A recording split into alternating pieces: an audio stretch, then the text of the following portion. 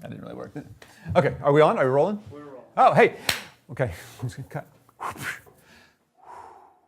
Hey, you made it. This is week 11.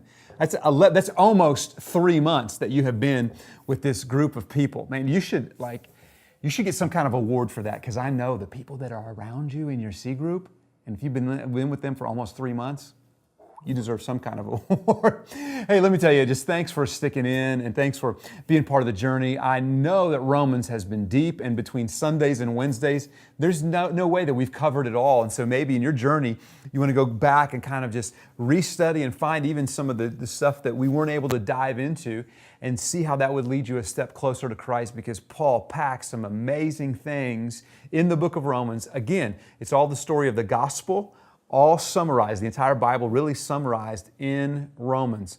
Well, tonight we're going to look at Romans chapter 14 and 15, and Paul wraps up some of the final chapters in Romans, and he's basically saying this: you are responsible for others. How's that lay on you? You're responsible for others. I don't really dig on that so much. I can't even hardly be responsible for myself, but you're responsible for others. So, a couple years ago, I was with a group of friends and we were scuba diving in the Florida Keys. So we'd gone and we had rented a boat. One of my friends was a boat captain. Another guy was a certified instructor. And so we're out diving on our own in the Keys in Florida. Now, this particular day that we were out was incredibly rough. There were like 4 and 5 and 6 foot seas, they're swells. And all the local dive shops were like, yeah, we're not going out. So if we would have called a local dive shop and said, are you taking divers out today? They would have said, no, it's too rough. We're not going out.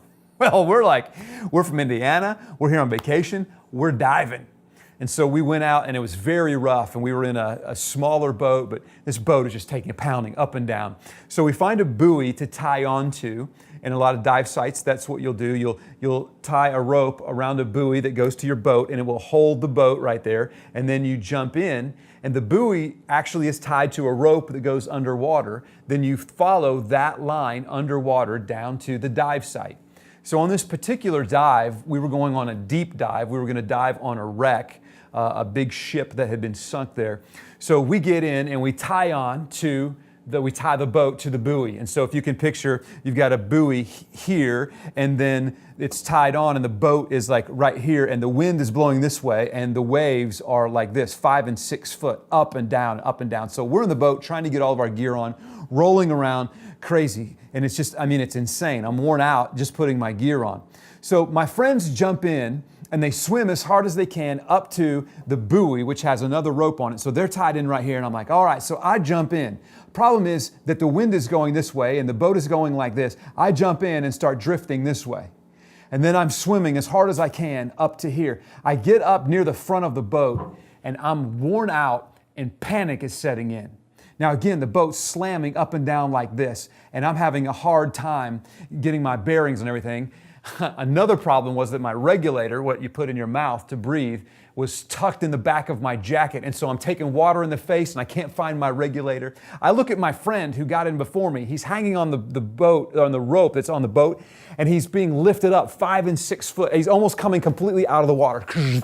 So all of this sensory stuff is going around on me. I'm like, it's windy, I'm up and down, I'm worn out, I can't find my air. And so I had, in my mind, I was like, do I just completely abandon? Do I say I'm not going to dive, or do I dive? Because if I can get like 4 or 5 feet under the water, everything changes. Everything's calm under the water. I'm going to be able to go down and have a nice dive. But on the surface, I was going crazy. And so I'm having this internal dilemma. Do I call it? Do I not? Well, on the boat were 2 guys. One guy that was going to stay with the boat, and another guy who was a new diver, who was a friend of mine, who just decided, I don't think I'm going to dive on this dive.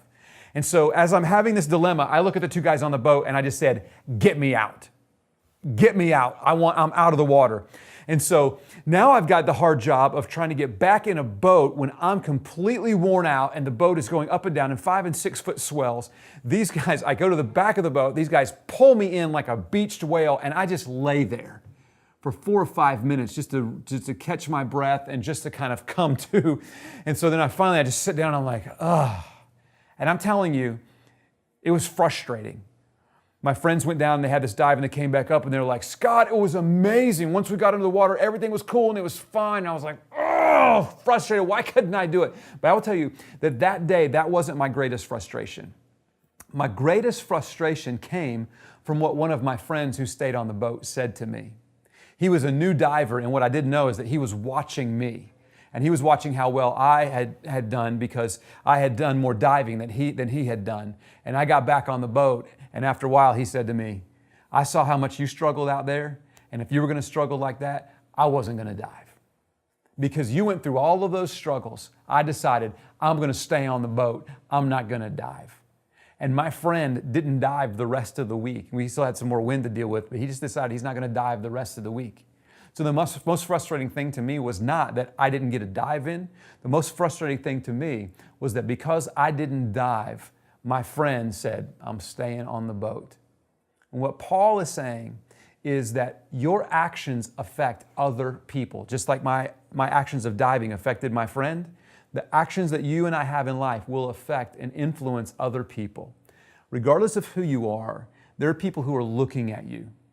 For a lot of people who are Christians, there are younger Christians who are looking at you and who are looking to see what's it like to be a Christian? What's it like to handle conflict? What's it like to handle marital strife? What's it like to handle financial hardships? What's it like to handle a situation where you've been taken advantage of? What's it like to handle an addiction? What's it like to handle lust? And they're all looking at you. And Paul is just simply going to say this to us today in these final chapters. You're responsible for other people because you influence other people. No pressure, right? No pressure at all.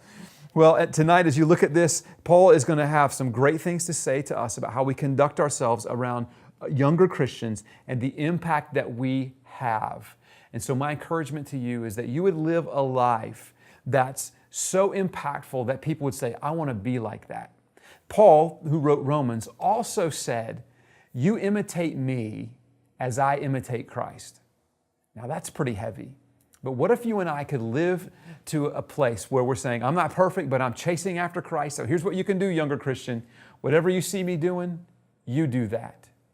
Man, that's where I want to be. And I know that's where you want to be as well. So may God richly and deeply bless you as you talk about the final chapters in Romans and look at some challenges and some ways that you can take a step closer to Christ and the way that you can influence other people to take a step closer to Christ as well.